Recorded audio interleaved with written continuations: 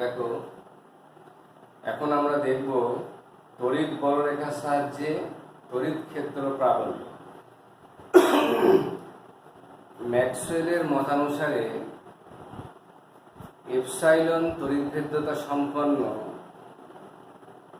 কোনো মাধ্যমে কিউ পরিমাণ আধান রাখলে সেখান থেকে কিউ বাই এপসাইলন এই সংখ্যক বলরেখা নির্গত হয়। আমরা দেখিয়েছি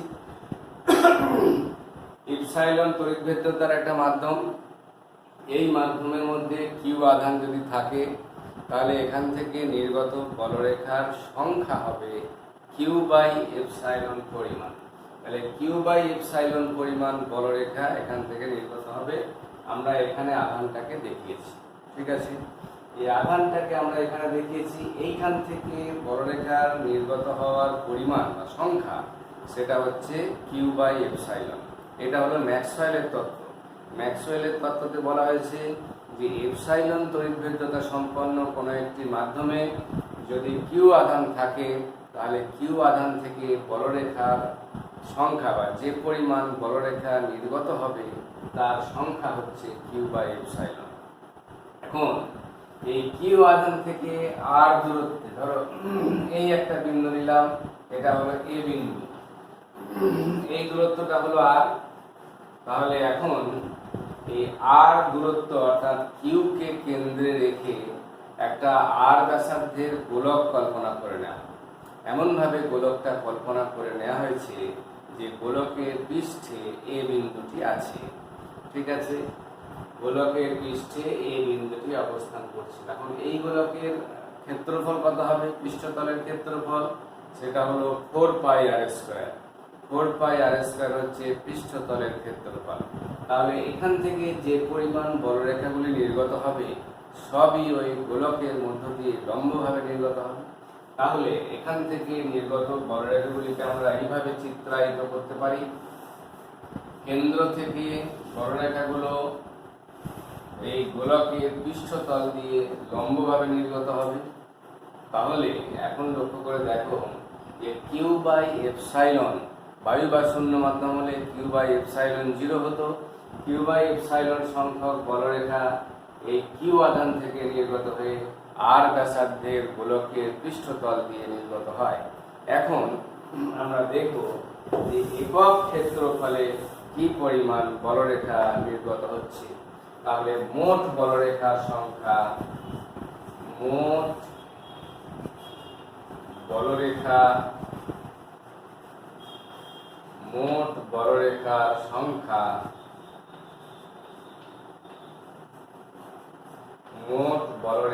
সংখ্যা কিউ বাই এপসাইলন।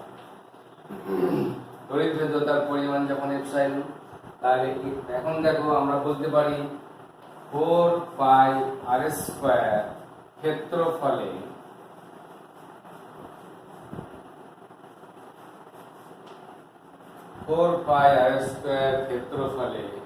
নির্গত বলরেখার সংখ্যা।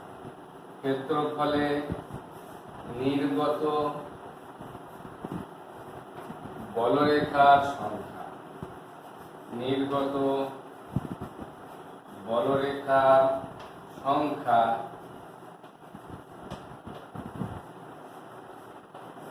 সমান হলো কিউ বাই এপসাইলন, ঠিক আছে। তাহলে এখান থেকে লক্ষ্য করো একক ক্ষেত্রফলে নির্গত বলরেখার সংখ্যা সমান কিউ বাই এপসাইলন ভাজিত বাই 4 পাই আর স্কয়ার, ঠিক আছে। তাহলে একক ক্ষেত্রফলে নির্গত বলরেখার সংখ্যা সমান দাঁড়ালো equal to q by 4 pi epsilon r square equal to, আমরা এখানে লিখতে পারি 1/4 pi epsilon into q by r square. দেখো এপসাইলন তড়িৎভেদ্যতাযুক্ত মাধ্যমে কিউ আধান থেকে আর দূরত্বে তড়িৎ ক্ষেত্রের প্রাবল্য আমরা কি জানি? Q by r square. SI পদ্ধতিতে 1/4 pi epsilon 0 q by r square. তাহলে আমরা এখান থেকে বলতে পারি যে তড়িৎ ক্ষেত্রের কোনো বিন্দুতে তড়িৎ ক্ষেত্রের কোনো বিন্দুতে তড়িৎ প্রাবল্যের মান ওই বিন্দুর চতুর্দিকে একক ক্ষেত্রফলের মধ্য দিয়ে নির্গত বলরেখার সংখ্যার সমান। আরেকবার শোনো, তাহলে এই সমীকরণ থেকে আমরা দেখতে পেলাম যে বলরেখার সংখ্যা, একক ক্ষেত্রফলে বলরেখার সংখ্যার পরিমাণ 1/4 pi epsilon into Q by R square. যদি আমরা মানে বায়ু মাধ্যম বা শূন্য মাধ্যমে তড়িৎ ভেদ্যতা নিতাম তাহলে 1/4 pi epsilon 0 q by R square. তাহলে এইটা যদি একক ক্ষেত্রফলে বলরেখার সংখ্যা হয় তাহলে একক ক্ষেত্রফলে বলরেখার সংখ্যাই তড়িৎ ক্ষেত্রের প্রাবল্য বলতে পারি।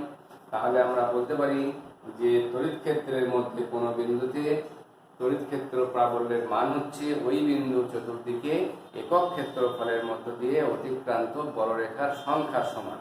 তাহলে আমরা এখান থেকে বলতে পারলাম যে তড়িৎ বলরেখার সাহায্যে আমরা তড়িৎ বলরেখার যে ধারণা তার সাহায্যে আমরা কোনো বিন্দুতে তড়িৎ ক্ষেত্র প্রাবল্যের মান কত হবে সেটা আমরা এখান থেকে নির্ণয় করতে পারলাম।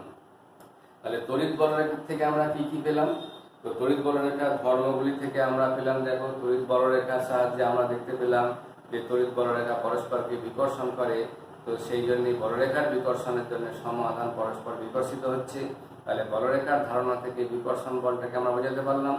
আবার যখন তড়িৎ বলরেখা যখন আমরা দেখছি তখন আমরা দেখা যাচ্ছে তড়িৎ বলরেখাগুলি পরস্পর সংকুচিত হওয়ার প্রবণতা আছে, সেই জন্য ঋণাত্মক এবং ধনাত্মক আধানের মধ্যে আকর্ষণ বলের ব্যাখ্যা আমরা করতে পারবো। তড়িৎ বলরেখার সাহায্যে সুষম তড়িৎ ক্ষেত্রের বলরেখাগুলিকে আমরা দেখাতে পেরেছি এবং তড়িৎ বলরেখার সাহায্যে আমরা কোনো বিন্দুতে তড়িৎ ক্ষেত্র প্রাবল্যের মান কত সেটা আমরা দেখাতে পারলাম। কোনো বিন্দুতে উদাসীন বিন্দু বা তড়িৎ ক্ষেত্র প্রাবল্যের মান যদি শূন্য কিভাবে হয় সেটাও আমরা তড়িৎ বলরেখা থেকে নির্ণয় করতে পারলাম। ঠিক আছে, তো এখান থেকে আমাদের যে সমস্ত প্রশ্নগুলো পড়বে সেটা হচ্ছে তড়িৎ বলরেখার সংজ্ঞা দাও, তড়িৎ বলরেখাগুলি কেন পরস্পরকে ছেদ করে না এবং তড়িৎ বলরেখার ধর্মগুলি বিবৃত করো, উদাসীন বিন্দু বলতে কি বোঝো এবং তড়িৎ ক্ষেত্রে এই ধরনের কোনো বিন্দু থাকে কি। উদাসীন বিন্দু বলতে কি বোঝা যায় আমি বলেছি, যে বিন্দুটার মধ্যে দিয়ে তড়িৎ ক্ষেত্রের বলরেখা অতিক্রম করে না এবং ওই বিন্দুতে লব্ধি তড়িৎ ক্ষেত্রের প্রাবল্যটা শূন্য হয়।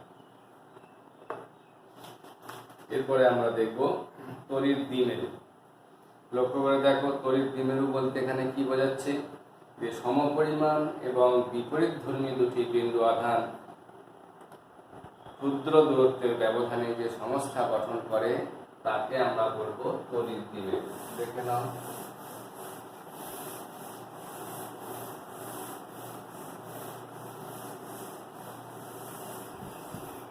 দেখো তড়িৎ দ্বিমেরু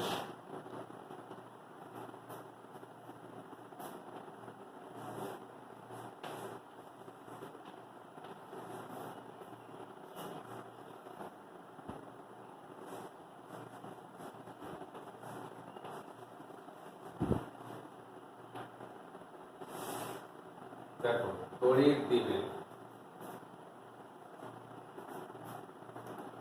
বলছে সমপরিমাণ এবং বিপরীতধর্মী দুটি বিন্দু আধান ক্ষুদ্র দূরত্বের ব্যবধানে থেকে যে সংস্থা গঠন করে তাকে বলা হচ্ছে তড়িৎ দ্বিমেরু। কিরকম চিত্রটা এখানে দেখো, এখানে একটা ঋণাত্মক আধান নিলাম, এটা হলো -q, আর এখান থেকে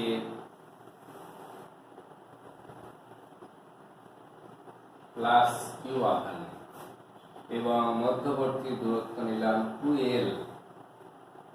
ঠিক আছে, l ই নয়। এবার দেখো, তাহলে সমপরিমাণ আধান নিয়েছি, এটা -q নিয়েছি, ওইটা +q নিয়েছি এবং তাদের অন্তর্বর্তী একটা ক্ষুদ্র দূরত্ব নিয়েছি। তাহলে এই দুটি বিন্দু আধান দুটি সমান এবং বিপরীতমুখী বিন্দু আধান ক্ষুদ্র দূরত্বের ব্যবধানে থেকে যে সংস্থা গঠন করে সেই সংস্থাটিকে বলা হয় তড়িৎ দ্বিমেরু। ঠিক আছে, তাহলে এই যে চিত্রটা আমরা এখানে দেখালাম এটাই হচ্ছে তড়িৎ দ্বিমেরু। তাহলে তড়িৎ দ্বিমেরু সম্বন্ধে বোঝা গেল, ক্লিয়ার হলো। এরপরে দেখো, একটি তড়িৎ দ্বিমেরুর মধ্যে যে মোট আধান আছে, অর্থাৎ এই সমগ্র সংস্থাটার মধ্যে যে মোট আধান সেটা সর্বদাই শূন্য হবে। তার কারণ হচ্ছে তড়িৎ দ্বিমেরুতে দেখো এটা -q এবং ওটা +q সমান পরিমাণ এবং বিপরীতধর্মী আধান থাকায় সংস্থার মধ্যে মোট আধানের পরিমাণ সর্বদাই শূন্য হয়, কিন্তু তড়িৎ দ্বিমেরুতে তড়িৎ ক্ষেত্র কখনো শূন্য হয় না। তাহলে বিভিন্ন বিন্দুর ক্ষেত্রে আমরা তড়িৎ ক্ষেত্রের পরিমাণটা আমরা নির্ণয় করতে পারব। এরপরে আমরা দেখব তড়িৎ দ্বিমেরু ভ্রামক। এই যে তড়িৎ দ্বিমেরুটা এখান থেকে পাওয়া গেল, তড়িৎ দ্বিমেরুর কোনো একটি বিন্দু আধানের পরিমাণ এবং তাদের অন্তর্বর্তী দূরত্বের গুণফলটাকেই বলা হচ্ছে তড়িৎ দ্বিমেরু ভ্রামক। তাহলে তড়িৎ দ্বিমেরু ভ্রামকটাকে আমরা এখানে এম চিহ্নিতকরণ করব। ধরো এম হলো তড়িৎ দ্বিমেরু ভ্রামক, ইকুয়াল টু হচ্ছে এই তড়িৎ দ্বিমেরুর যে কোনো একটি আধান, ধরে নিলাম কিউ আধান নিলাম, ইনটু এখান থেকে অন্তর্বর্তী দূরত্ব হলো 2l। ঠিক আছে, তাহলে এইটাকে বলা হবে তড়িৎ দ্বিমেরু ভ্রামক। তাহলে ইকুয়াল টু হচ্ছে 2ql, এইটাকে বলা হয় তড়িৎ দ্বিমেরু ভ্রামক। তাহলে তড়িৎ দ্বিমেরুর কোনো একটি আধান এবং তাদের দুটি আধানের অন্তর্বর্তী দূরত্বের যে গুণফল তাকে বলা হচ্ছে তড়িৎ দ্বিমেরু ভ্রামক। তড়িৎ দ্বিমেরু ভ্রামক হচ্ছে একটি ভেক্টর রাশি। তড়িৎ দ্বিমেরু ভ্রামক একটি ভেক্টর রাশি এবং এর অভিমুখ হবে -q থেকে +q এর দিকে। তড়িৎ দ্বিমেরু ভ্রামক একটি ভেক্টর রাশি এবং এর অভিমুখ হবে -q থেকে +q এর অভিমুখে। ঠিক আছে, এবং আমরা তড়িৎ দ্বিমেরু ভ্রামক এটাকে ভেক্টরিয়ালে আমরা এইভাবে লিখতে পারি, m = 2ql। এটা হচ্ছে ভেক্টর চিহ্ন দিয়ে আমরা এখানে দেখালাম। m এখানে তড়িৎ দ্বিমেরু ভ্রামক আর l হচ্ছে এই দূরত্বটার অর্ধেক, অর্থাৎ হাফ অফ ab, এটাই হচ্ছে l। তাহলে আমরা তড়িৎ দ্বিমেরু ভ্রামক m = 2ql এবং এর তড়িৎ দ্বিমেরু ভ্রামকটাকে আমরা ভেক্টর রাশি আমরা জানি, এবং ভেক্টর রাশিটা লিখব কিভাবে, m = আমরা এখানে লিখেছি 2ql। এবং এখানে লক্ষ্য করে দেখো এর একক হচ্ছে এসআই পদ্ধতিতে কুলম্ব মিটার, অর্থাৎ আধানের একক হচ্ছে কুলম্ব আর দৈর্ঘ্যের একক হচ্ছে মিটার। তাহলে এর একক হচ্ছে এসআই পদ্ধতিতে একক, এসআই পদ্ধতিতে একক, এসআই পদ্ধতিতে একক কুলম্ব মিটার। ঠিক আছে, এসআই পদ্ধতিতে একক হচ্ছে কুলম্ব মিটার। আর সিজিএস পদ্ধতিতে একক হবে, সিজিএস পদ্ধতিতে একক হচ্ছে ইএসইউ সেন্টিমিটার। ঠিক আছে, সিজিএস পদ্ধতিতে একক হচ্ছে ইএসইউ সেন্টিমিটার। এটা হচ্ছে তড়িৎ দ্বিমেরু ভ্রামকের একক এবং এর মাত্রা হলো, অর্থাৎ m এর মাত্রা, m এর মাত্রা হলো LTI।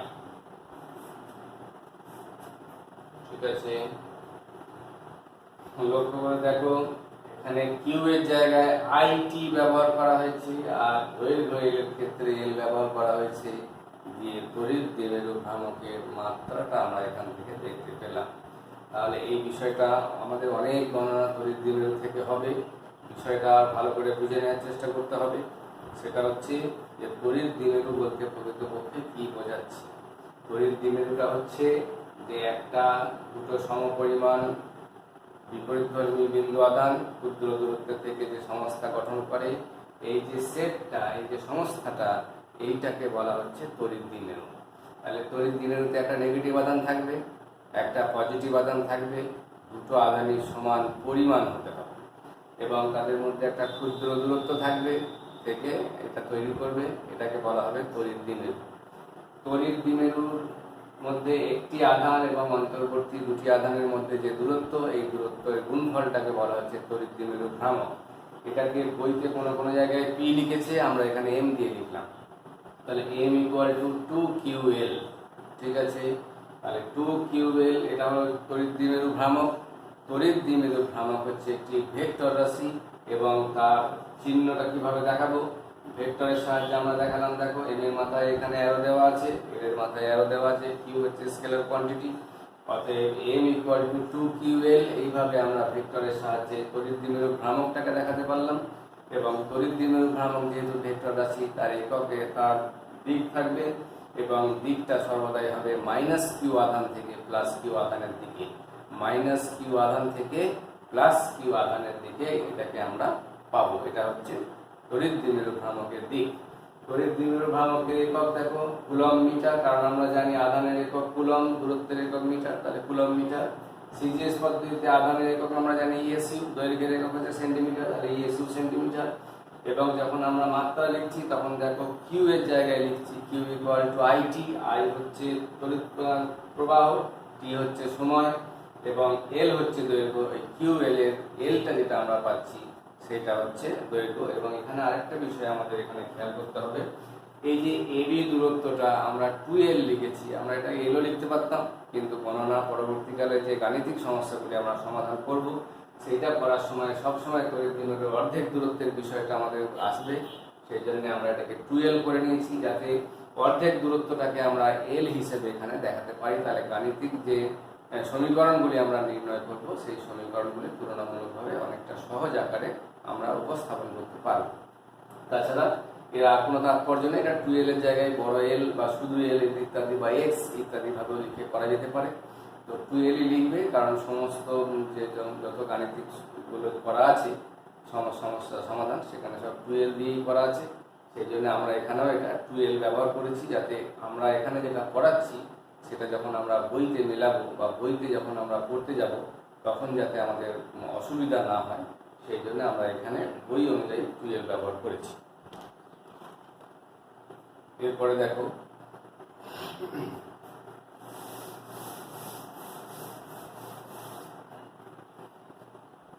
তড়িৎ দ্বিমেরু সম্বন্ধে আরেকটা কথা আমরা একটু আগেই বললাম, সেটা হচ্ছে তড়িৎ দ্বিমেরুতে মোট আধান হয় 0, কিন্তু তড়িৎ দ্বিমেরুর বিভিন্ন কাছাকাছি বিন্দুগুলোতে তড়িৎ ক্ষেত্র প্রাবল্য 0 হয় না।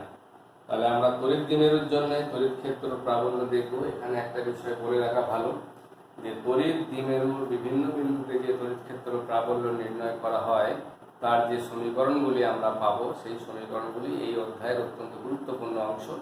অতএব এইগুলোর ভালোভাবে আমাদের প্র্যাকটিস রাখতে হবে। প্রথমেই আমরা দেখব সেটা হচ্ছে একটি তড়িৎ দ্বিমেরুর যে অক্ষের উপরে কোনো বিন্দুতে তড়িৎ ক্ষেত্র প্রাবল্যের মান। দেখো আমরা এই বিন্দু এখানে একটা তড়িৎ দ্বিমেরু নিয়ে নিলাম, এটা q নিলাম, এইখানে একটা বিন্দু নিলাম, এটা হচ্ছে q নিলাম, এই বিন্দুটা হচ্ছে ও বিন্দু, এটা হলো এ, এটা হলো বি বিন্দু। আমরা এখানে কি নির্ণয় করতে যাচ্ছি, সেটা হলো তড়িৎ দ্বিমেরুর অক্ষের উপর কোনো বিন্দুতে প্রাবল্য। তড়িৎ দ্বিমেরুর অক্ষের উপর কোনো বিন্দুতে প্রাবল্য, তড়িৎ দ্বিমেরুর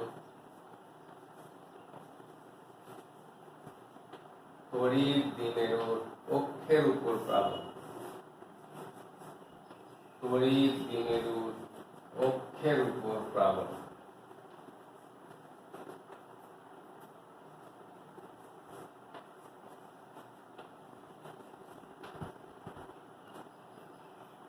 তড়িৎ দ্বিমেরুর অক্ষের উপর কোন বিন্দুতে প্রাবল্য নির্ণয় করা হবে। তখন অক্ষ বলতে কি বোঝাচ্ছে, এই যে এবি সরলরেখা, এই সরলরেখাটাকে পিছন দিকে বা সামনের দিকে বর্ধিত করলে সেটাই হবে তড়িৎ দ্বিমেরুর অক্ষ। তাহলে আমরা এটাকে সামনের দিকে এখানে বর্ধিত করলাম, এইখানে একটা বিন্দু নিলাম, ধরে নিলাম এটা হলো পি বিন্দু। পি বিন্দুতে তড়িৎ ক্ষেত্রের প্রাবল্য নির্ণয় করতে হবে। তাহলে এখানে প্রশ্ন হচ্ছে যে তড়িৎ দ্বিমেরুর অক্ষের উপর কোন বিন্দুতে তড়িৎ ক্ষেত্রের প্রাবল্য নির্ণয় করো, এটা হলো প্রশ্ন। তাহলে আমরা এই দূরত্বটা পেলাম, আমরা এখান থেকে ধরছি সেটা হচ্ছে এই যে বিন্দু, এটা মধ্যবিন্দু, এটা হচ্ছে 2l দূরত্ব। তাহলে এটা হলো l, তাহলে অর্থাৎ O A equal to O B equal to l আর A B equal to 2l। আমরা একটু আগেই বলেছি যে তড়িৎ দ্বিমেরুর দুটি আধানের অন্তর্বর্তী দূরত্বটাকে 2l ধরে নেওয়ার যে সুবিধা সেটা আমরা এখানে দেখালাম। এবার দেখো ও বিন্দু থেকে পি বিন্দু পর্যন্ত একটা দূরত্ব ধরে নিলাম, এটা হলো r, এই দূরত্বটা আমরা ধরে নিচ্ছি r। তাহলে ওপি ইকুয়াল টু r, কি কি এখান থেকে পেলাম আমরা শর্ট করবো দেখো। তাহলে ওপি ইকুয়াল টু আর এখান থেকে আমরা পেয়েছি। আবার দেখো OA equal to OB equal to আমরা এখান থেকে এল পেলাম। এরপরে আমরা এখান থেকে দেখবো তাহলে এখানে হলো বি থেকে পি পর্যন্ত দূরত্ব। লক্ষ্য করে দেখো এটা হলো আর মাইনাস এল। বি থেকে পি পর্যন্ত দূরত্ব হলো আর মাইনাস এল, আর এ থেকে পি পর্যন্ত দূরত্ব হচ্ছে আর প্লাস এল। এই দূরত্বগুলো পেলাম। স্বাভাবিকভাবেই আমরা পি বিন্দুতে যখন প্রাবল্য নির্ণয় করব তখন প্লাস কিউ আধানের জন্য পি বিন্দুতে একটা প্রাবল্য পাওয়া যাবে, মাইনাস কিউ আধানের জন্য একটা প্রাবল্য পাওয়া যাবে। এই দুটি প্রাবল্যের লব্ধি নির্ণয় করতে হবে, সেটাই হলো পি বিন্দুতে লব্ধি প্রাবল্যের পরিমাণ। এখন দেখো পি বিন্দুতে প্লাস কিউ আধানের জন্য প্রাবল্যটা এই দিকে কাজ করবে। আমি ধরে নিচ্ছি এটা হলো ইবি, ঠিক আছে। তাহলে ইবি এর পরিমাণ কত? ইবি ইকুয়াল টু আমরা এসআই পদ্ধতিতে ক্যালকুলেশন নেব 1/4πε0 শূন্য মাধ্যম বা বায়ু মাধ্যমে নিয়েছি। অতএব এখান থেকে দূরত্ব হচ্ছে দেখো কিউ বাই এখান থেকে বিপি স্কোয়ার। বিপি স্কোয়ার মানে হলো আর মাইনাস এল এর স্কোয়ার, অর্থাৎ এই দূরত্বটা এখান থেকে নেওয়া হয়েছে, ঠিক আছে। এই দূরত্বটা এখান থেকে নেওয়া হলো। এরপরে দেখো তাহলে এখান থেকে এটা যেহেতু প্লাস কিউ, কোনো বিন্দুতে আমরা যখন প্রাবল্য নির্ণয় করতে যাব তাহলে ওই বিন্দুতে একটা একক ধনাত্মক আধানের অস্তিত্ব আছে, এটা আমরা মনে করব। তাহলে পি বিন্দুতে তড়িৎ ক্ষেত্র প্রাবল্যটা বহির্মুখী, আউটওয়ার্ড যাবে, এবং ইবিটা সব বিকর্ষণ ধর্মী হবে, অতএব বাইরের দিকে তড়িৎ ক্ষেত্র প্রাবল্যের অভিমুখটা পাওয়া যাবে। এবং মাইনাস কিউ আধানের জন্য প্রাবল্যের অভিমুখটা এইদিকে যাবে, এইটা হবে ই এ। তার কারণ হচ্ছে মাইনাস কিউ আধানটা পি বিন্দুতে একক ধনাত্মক আধানকে আকর্ষণ করবে, তাহলে নিজের দিকে অর্থাৎ এই অক্ষ বরাবর এ বিন্দুর দিকে লোক প্রাবল্যের অভিমুখটি পাওয়া যাবে। এবং এক্ষেত্রে ই এ এটার পরিমাণ হলো 1/4πε0 into Q by R plus L তার স্কোয়ার। আমরা অলরেডি বারংবার বলেছি যে তড়িৎ ক্ষেত্রে যখন আমরা প্রাবল্যগুলি এখানে লিখছি তখন আধানের যে চিহ্ন প্লাস বা মাইনাস ইত্যাদিগুলোকে আমরা দেওয়া হয় দিই না। আমরা যখন মানে গণনা করব তখন লব্ধিটা এখান থেকে আমরা নির্ণয় করব। এরপরে দেখো এখান থেকে একটা বিষয় লক্ষ্য করে দেখো যে যেহেতু এ বিন্দু থেকে পি বিন্দু দূরত্ব বেশি, তাহলে প্রাবল্যের পরিমাণটা স্বাভাবিকভাবেই কম। কারণ হচ্ছে দূরত্ব বেশি হওয়ার জন্য দূরত্বের বর্গের ব্যস্তানুপাতিক হিসেবে এটা কমে যাচ্ছে। আর ই বি এখান থেকে দূরত্বটা কম বলে প্রাবল্যটা এটা বেশি হবে। স্বাভাবিকভাবেই আমরা এখান থেকে বলতে পারি ই বি গ্রেটার দেন ই এ। এবং তাহলে আমরা এখন যেটা করব লব্ধি প্রাবল্য নির্ণয়। অতএব লব্ধি প্রাবল্যের পরিমাণ এখান থেকে দেখো লব্ধি প্রাবল্য ই সমান ইবি মাইনাস অফ ই এ। মানগুলো এখান থেকে আমরা বসিয়ে দেব। অতএব 1/4πε0 এটা আমরা কমন নিয়েছি, দিয়ে এখান থেকে Q by R minus L এর স্কোয়ার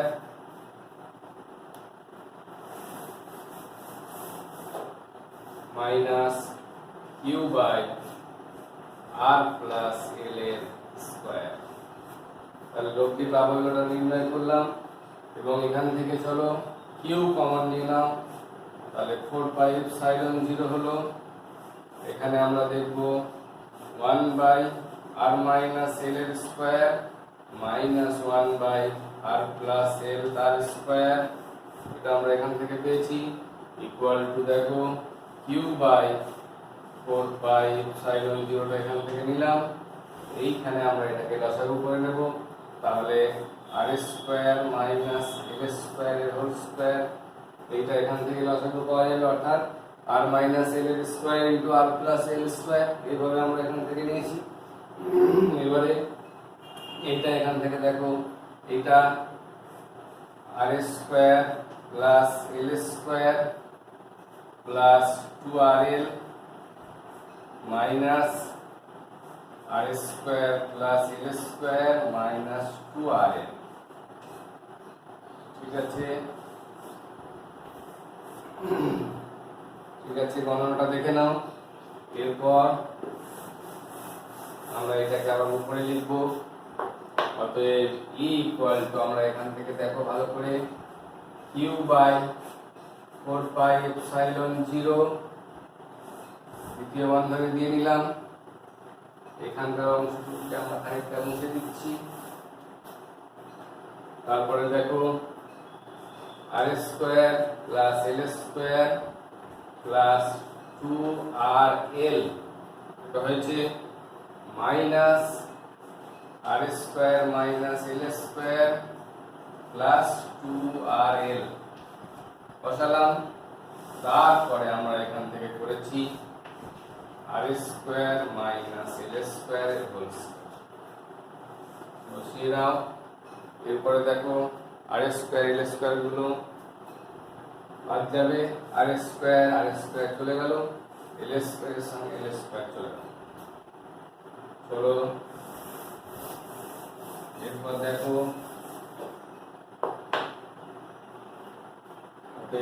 ই সমান ইউ বাই 4 পাই এপসাইলন 0, এটা 4rl by R square minus l square. Clear হলো?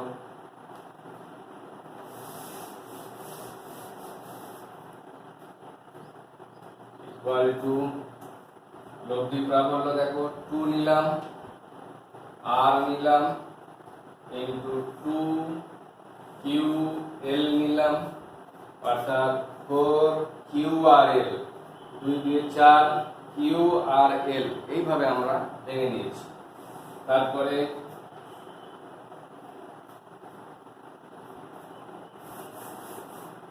দেখো 1 by 4 pi epsilon 0 2ql into r into R square minus L স্কোয়ারের whole square, L square minus R স্কোয়ারের whole square এখান থেকে নিলাম। এরপরে চলো আবার উপরে লিখবো। অতএব ই সমান 1 বাই 4 পাই এপসাইলন 0 2ql এর জায়গায় তড়িৎ দ্বিমেরু ভ্রামকটা m লিখেছি। অনেক সময় দেখবে তোমাদের বইতে এটা p দিয়ে উল্লেখ করা হয়েছে, কোনো অসুবিধা নেই, m ও লিখতে পারো। mr by R square minus L স্কোয়ারের হোল স্কোয়ার। ঠিক আছে, ক্লিয়ার হলো? এবং এইটা হচ্ছে p বিন্দুতে লব্ধি তড়িৎ ক্ষেত্র প্রাবল্যের মান। p বিন্দুতে লব্ধি তড়িৎ ক্ষেত্র প্রাবল্যের মান হচ্ছে E সমান 1 by 4 by epsilon 0 two mr by R square minus L স্কোয়ারের হোল স্কোয়ার এখান থেকে পাওয়া গেল। এখানে আমরা কয়েকটা বিষয় এবার দেখব।